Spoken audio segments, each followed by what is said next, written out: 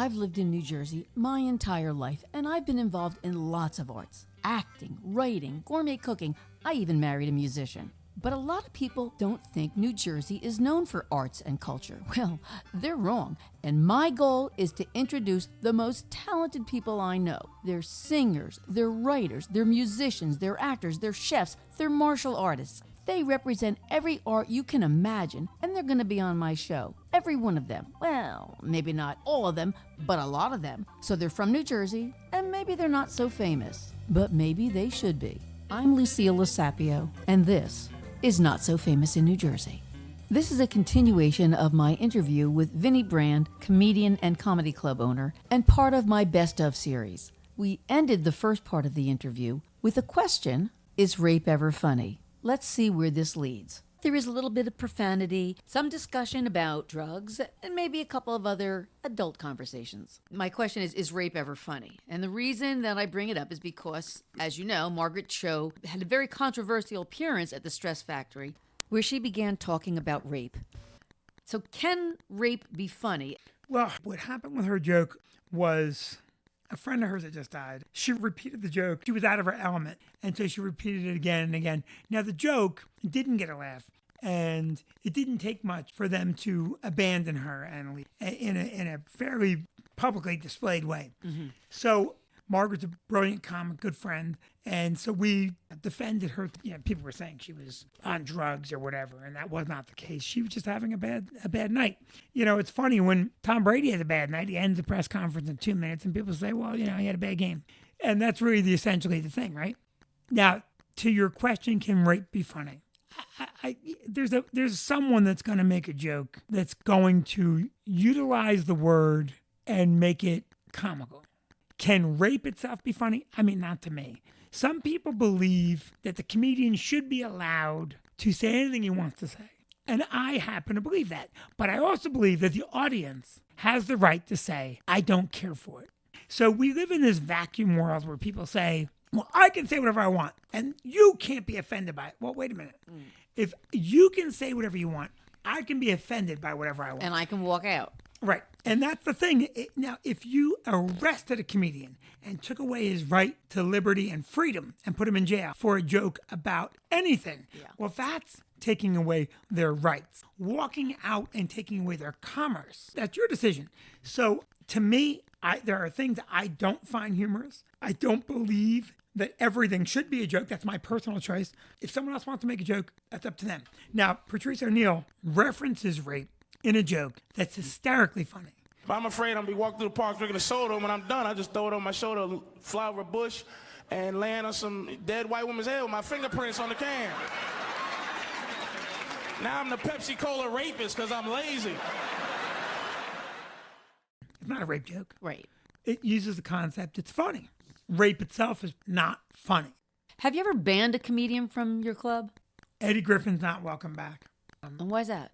Eddie Griffin had a moment at the club where he worked us 2 weeks in a row, back-to-back, Bridgeport and New Brunswick. In New Brunswick, he did something that caused the sound system to trip. It's never tripped, ever, in 30 years, except that time. And he went on stage, he was upset, and he walked off stage and said, I'm not working here anymore. We talked him into the second show, and we told this guy, you just can't push the sound system all the way up. In that, what he was doing was causing a problem. He did it a second time. At the second time, he said, Vinnie Brand's no good. He's a racist. Leave here without paying the bills. And that went viral. Everyone did. It was an attack on my character. It was an attack on decency. It was patently untrue. And so he then didn't show up on Saturday for any of the shows. So I didn't ban him. I didn't issue an edict. He's not welcome back. Yeah. Have I banned comics? I mean, no. Eddie Griffin is not welcome back. Yeah.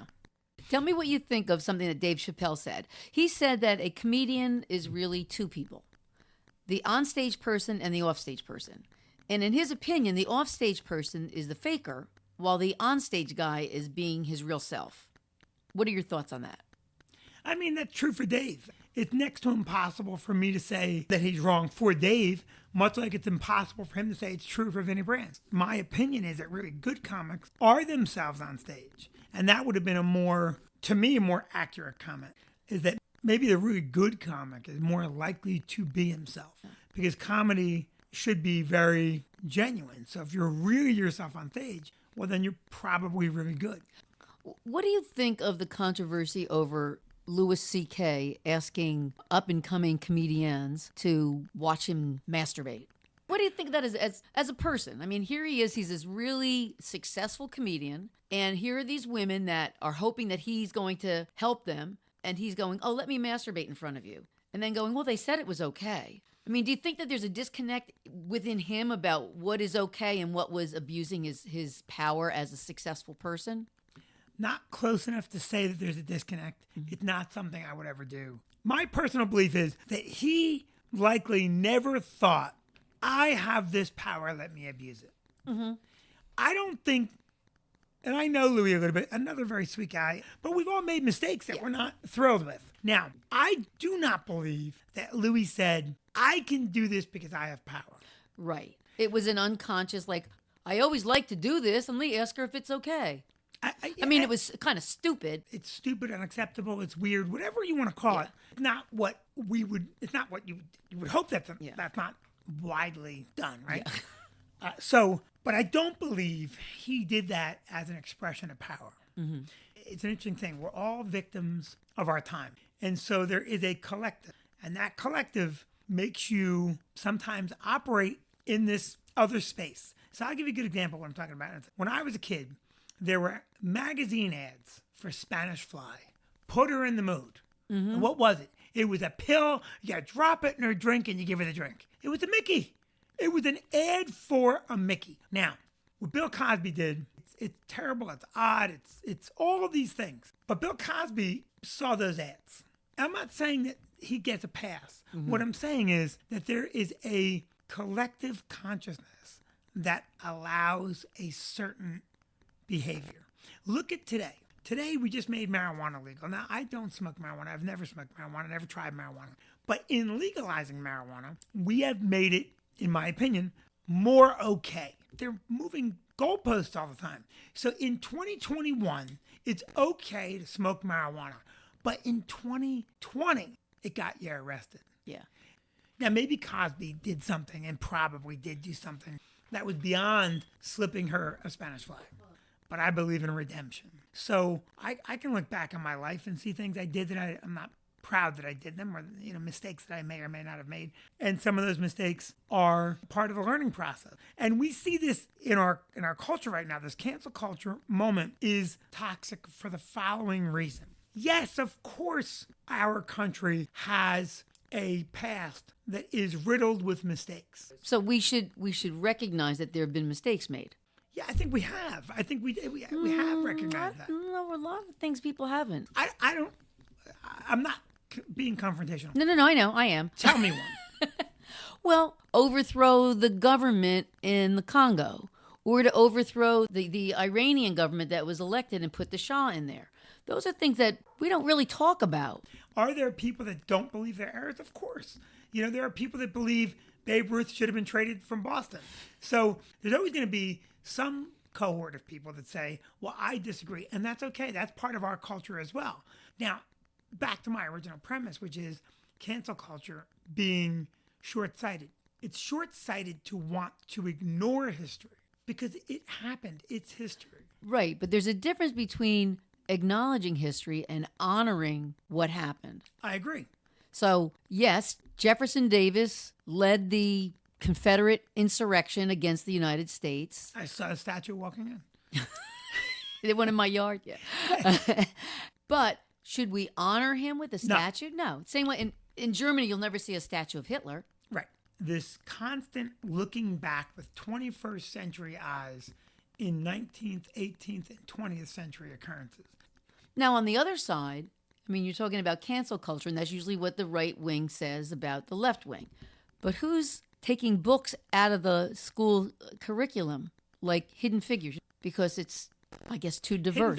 Black women that were computers in the space program. Well, they've taken them out of the school because that's diversity. And that's critical race theory, because they don't know what critical race theory is. So anything about blacks is now considered critical race theory. That's cancel culture.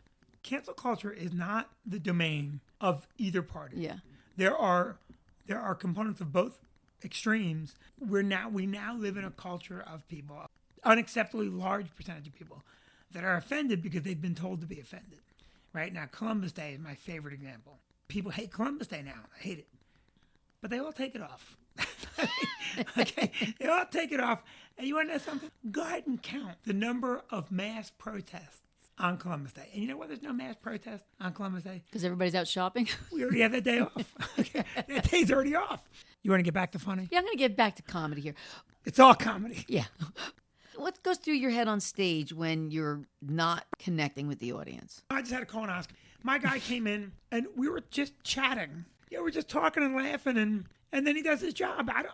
I sure hope that he wasn't going, okay, remember now, stick the tube in his ass. I hope he wasn't doing that.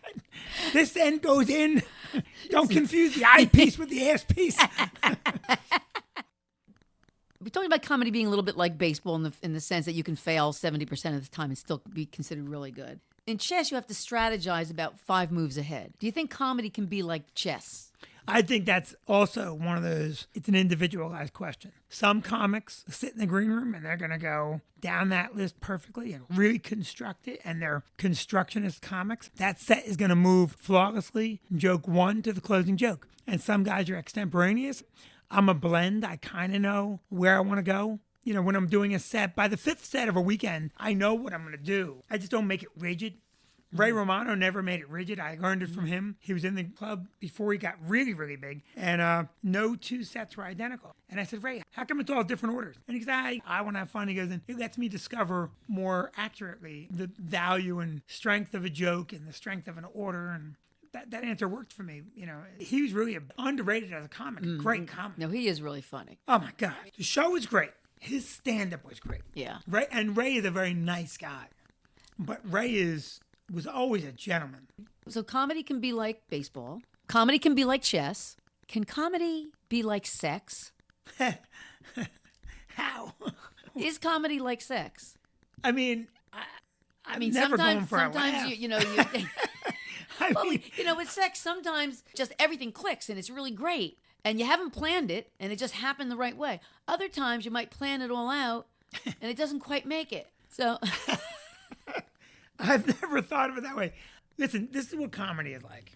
Comedy, to me, is just like life. I'm going to leave here today. I'm going to drive, and hopefully I'm going to get home. But we really don't now. And so, to me, comedy is everything.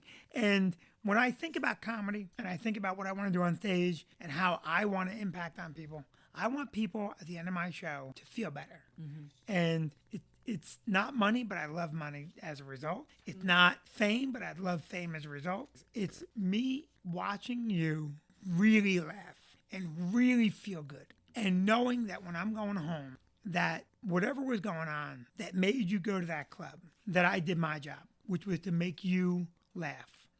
You know, it's funny. Before I knew that you knew Barry and Lynn, I had promised you this podcast. And then, of course, you know, I had more things to do than I can have time to do them. And so that day, I reached out for you because you've been so unbelievably pleasant and patient and nice. And other people at this point would have said, fuck you, yourself. Asshole. Yeah. Right? I said to my wife, hey, listen, go with me because you have to pick the baby up at 3 o'clock and I won't necessarily feel trapped. And then 2 seconds later, when you texted that about Lynn, I said to Vicky, I'm probably going to be a long time. Isn't that like a little piece of candy for the world? Mm-hmm. Like, here's this thing. You said you would do it, and you're going to honor your commitment. You're being a good guy, and life rewards you. I'm finding out that you have a connection to 2 people that you love. I love. Yeah. You have 2 clubs, right? 2 clubs and a restaurant. Just tell me where they are so I can make sure we include it. New Brunswick Room is on Church Street in New Brunswick. All of the greatest innovation at the club, so many of them were Barry. And then the other club is in Bridgeport, Connecticut, which was built after Barry passed away. The restaurant right next door is in Bridgeport, Connecticut. And Gather Tap and Tavern, which is a restaurant concept we're rolling out. Vicky's been the person that put me back together in life. What about you upsets Vicky the most? About me? Yeah. Oh, man, we need a list. Listen, we have a very unique marriage because we get along very, very, very well. So I think Vicky would tell you that when she talks, I don't listen. But the problem is I have 5 daughters and a wife. And throughout time, I've been subjected to a lot of unnecessary banter. So through natural selection, my brain has learned to filter out the female voice. So I just, that's what she would tell That's you. okay. All right, here's Tell my- me you're not going to edit this. This Oh, is such a no, good I'm, interview. I'm leaving everything in. No. I love this interview. You're a good interviewer. Oh, thank and you. I think there were moments when I got too serious on you. No, it was actually exactly what I was looking for. Oh, thank you. It's so sweet. So, Is there only one cup of coffee? Is that the deal? no, would you like another cup of coffee? Yeah, I can't even believe you call it coffee talk. You should call it one cup of coffee, get the fuck out. Well, I mean, I'm You sitting were here, so engaging and and it got interesting. cold I on didn't me. even think to make. Would you like another cup of coffee? Can I get a little coffee and can you heat that up for me? I'm going Yes, to I take a bite can. of the cheesecake so you don't feel bad. Right. So, do you have time for a couple more questions? Yeah, good. How different is it to own a comedy club from being a comedian? Because we all know that being a comedian is a lot of failure and a lot of attempts and a lot of trying. But you're on a different plane now. So how is that different? What are the differences that you enjoy about that? Well, as the owner of the club, you take all the risk. You're managing every component, including the comedian. So you're managing the agency, the comedian. While we were talking, an agency called me and asked me about a comedian that I had booked for the night before Thanksgiving. And they asked me if that comic sold any tickets. The reason they're asking me that is because that agent doesn't represent that comic. So now the agency that does represent the comic doesn't realize that there's someone going to poach their talent. So I get to see all the dirty stuff that goes on. As the club owner, artistically speaking, I draw satisfaction from the room being full and executing better than other clubs. When we miss the mark, that's stressful. So, Barry J helped us with all these great ideas, a phony phone call before the show, and all these great ideas. And they were all from Barry. Implementing them put us ahead of every club in the country. And by the way, the food in your club is very good. Thank you very much. I That's mean, very 'cause nice. usually you go to a place that you're not going there for the food, but it actually was really good. We really try hard. And we just innovated. If you haven't been there in a while, we just changed over to cooking our burgers and our chicken sandwiches in sous vide. I don't know. I'm not familiar with that. Well, sous vide it's sealed in a bag. Ah. It's marinated in that sealed bag. And then it's cooked in a hot water bath. And then finished on the grill. Oh, okay. And you say, well, why? Your burgers were good. Because they're even better now. So that's why. And we put a lot into it because I eat there a lot. So I want the food to be good. Yeah. I want the kitchens clean. That's what an owner does, right? The comedian comes in and goes, all right, I'm going up on stage and I'm going to do the jokes and I'm going to get paid. It's more involved. It's more rewarding in a lot of ways. And of course, I would love to be the guy that could go to Des Moines and have 1,000 people lined up to see me. And you walk in and they're there to see you. In the old days, you went to Des Moines and there was 1,000 people to see comedy. And that was more exciting because if they weren't there to see you, well, that was exciting because they might not like you. Mm-hmm. Right now, it's a little bit of a fish in a barrel scenario. You have everyone there to see whatever comic they came to see. They already know and like that guy. But, there's an interesting thing is that when I saw Ray Romano for the first time, I had no idea who Ray Romano was. In fact, he was middling for George Wallace, who I didn't know. And both very funny guys. Ray was having a better set than George Wallace was. And I know why that is, because I didn't know George Wallace, but that audience did. So they already They knew. had expectations. Well, they knew the jokes. So if you go in and see Springsteen and he plays a brand new song, you're on your phone, you're checking your email. But when Born to Run starts, the phone's away and you're singing along because it's fun to know the song. It's not fun to know the joke. The interesting thing now is that comedians are now turning to podcasts. They don't have to travel, doesn't cost them anything, and they can make money from it. Yes. Is that cutting into your business? No, it's expanding it because then people go to see the podcast guy. What it's changing is the journeyman nature of a comic, where when I was sent to Des Moines as a headline comic, that no one knew who you were. A journeyman could go in and make that audience laugh and win a new audience. It's changing the winning of it all. So when you walk on stage to see an audience that's there to see you, you don't have to win them. That battle's been done. I think it's going to introduce, and guys are slowly finding this out. I've been saying it for years. What I call the maintaining is now the fight. Because they know Sebastian's going to go, what's going on with that? I can't do a good Sebastian until I hear him. When you know Bill Burr's going to be upset, well, now the writing has to keep you there. So maintaining the audience, it's one step harder, in a sense, than winning them. Because when you win them, they discover you. Well, it's like Eddie Murphy. He hasn't done comedy in years. Right. And I think he's afraid to try to do it again. He is. Well, Because he was great. He was Charlie great would come in into his the club, and I'd say to Charlie, when Daddy going to do it? And he'd say, hey, he's coming. And he said to me, Eddie's concerned that when he gets up there, he hasn't done it in so long. Now, Eddie Murphy was always a great comic. But if you play Eddie Murphy Delirious today, it's the most unwoke hour in the history of comedy. Yeah. Oh, yeah. Hey, Norton. Start fucking. Yeah. I know. I love that album. Oh, my God. And so, but I think that what podcasting is doing is going to change. People are going to go see you. That's going to be a better experience for the comic. Initially, it may be the thing that you burn through. You better write a lot of material. I write a lot of material, and I'm not burning through. But I've been conditioned to write a lot because I'm at my club a lot. Right. And I see the same face a lot. So I've been conditioned to constantly experiment. And it's hard now because you can't, it used to be you can go on the road and practice, like you can try out a new act. You can't do that because people have their cell phones. Everybody's recording it. Everybody's putting it online. You can't fail in Muskogee or wherever because somebody's going to put it online and everybody's going to see it. We work very hard to make sure you can't record. We work at that because it's a real thing. Yeah. I have to wrap, but I would come and do this again with you. This is very fun. But let me ask you my last question Go since ahead. we have to wrap. What would you like your gravestone to say? He's not here yet.